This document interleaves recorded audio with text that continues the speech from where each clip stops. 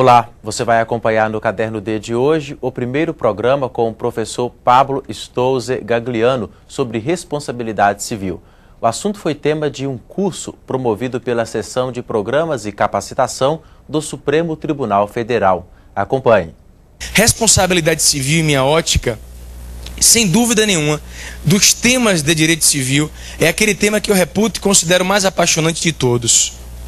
Eu diria que a responsabilidade civil é tão apaixonante, sobretudo, doutora, por tocar a nossa atividade, a nossa vida. O grande cultor da responsabilidade civil do Brasil, eu digo um dos grandes cultores, porque não foi o único, mas um dos grandes cultores que passou por esta casa, o ministro José de Aguiar Dias, em uma de suas obras clássicas da responsabilidade civil, ele refere que toda manifestação humana traz em si o problema da responsabilidade civil. Só que para que eu possa conceituar, veja bem, se vocês pegarem o nosso roteiro, do nosso esqueminha, o nosso módulo, você vai ver que teremos uma parte da teoria geral para chegarmos na responsabilidade civil em espécie. Eu fiz escolha de alguns pontos, como por exemplo, a responsabilidade civil do construtor, a responsabilidade civil do transportador, do médico, do cirurgião, do advogado. Para chegarmos nesse ponto, temos que passar por uma teoria geral. E para compreendermos a teoria geral, é preciso que nós compreendamos o histórico da responsabilidade civil e mais ainda da responsabilidade jurídica. Porque na verdade, a noção de responsabilidade jurídica é uma noção que veio acompanhando o próprio desenvolvimento da humanidade. Eu digo isso porque somente em uma sociedade com um determinado avanço moral, espiritual e material se poderia pensar em responsabilidade jurídica. E quando eu falo isso, eu não estou me referindo a um fenômeno novo. Pelo contrário, a responsabilidade jurídica é um fenômeno antigo, embora, mesmo nas sociedades antigas, aquelas que já se preocupavam com este instituto da responsabilidade já demonstravam algum avanço. E se nós fizermos um retrospecto, nós veremos que hoje a responsabilidade civil é um tema que transcende especificamente o campo da teoria geral das obrigações para tocar outros campos do direito civil.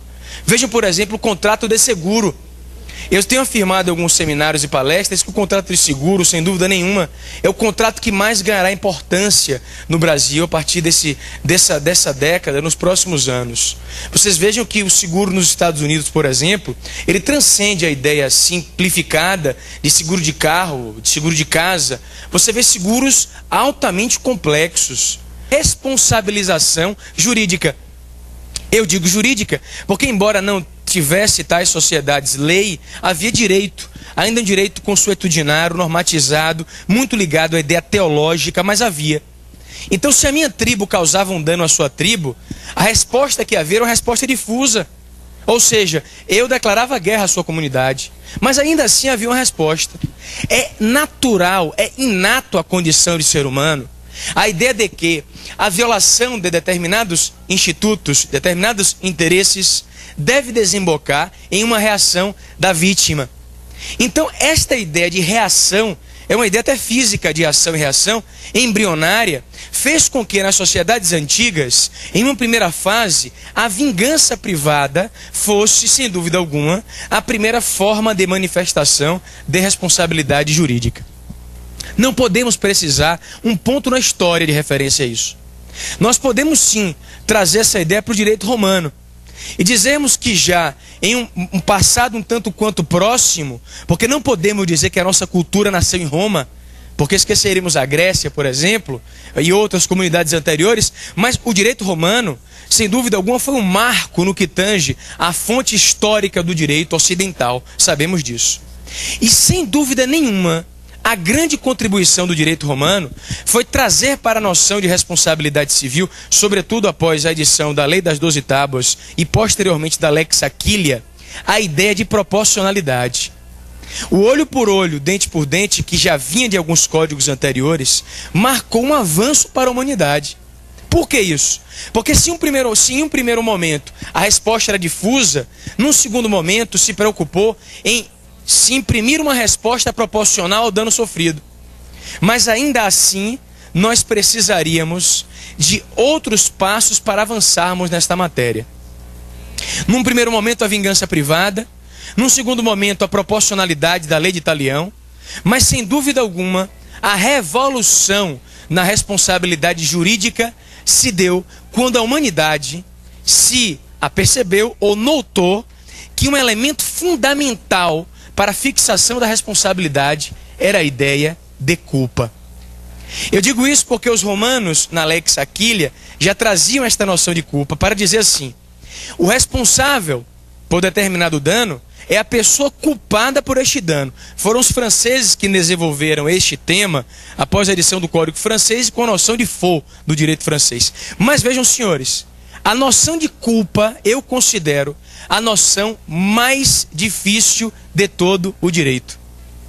Eu poderia chegar para qualquer teórico e dizer assim: dê-me uma definição precisa de culpa. Dificilmente encontraríamos.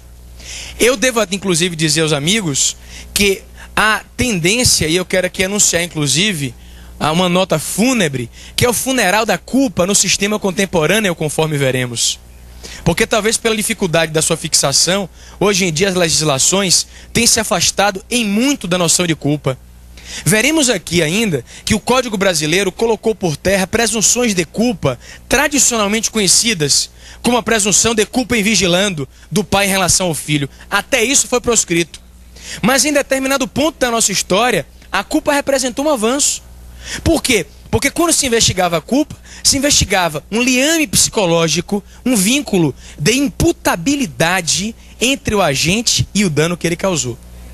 O Código Civil francês é nessa linha, o Código Civil brasileiro de 16 é nessa linha.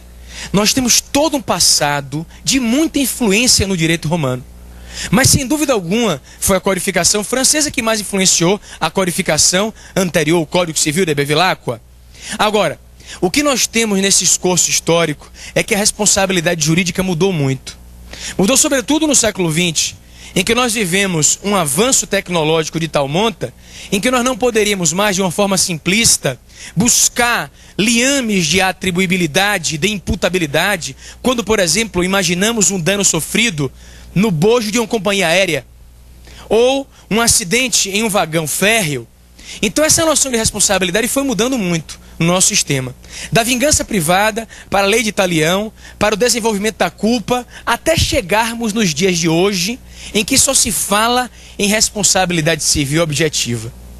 Isso é tão grave, mas tão grave, que eu pergunto a alguns alunos meus da graduação no primeiro semestre, e eles não têm mais a noção de que a responsabilidade objetiva não é a única.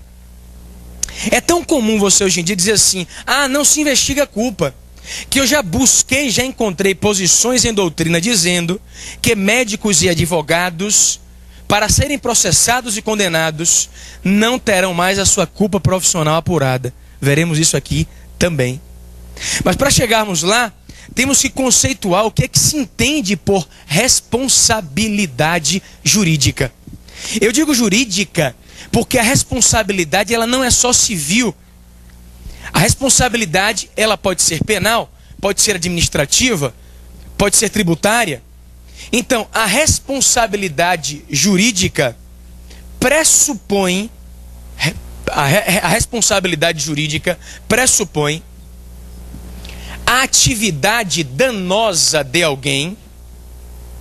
a atividade danosa de alguém,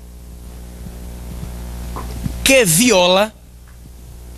A responsabilidade jurídica pressupõe a atividade danosa de alguém que viola uma norma jurídica pré-existente.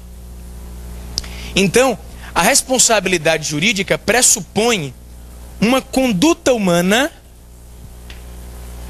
violadora de uma norma jurídica pré-existente.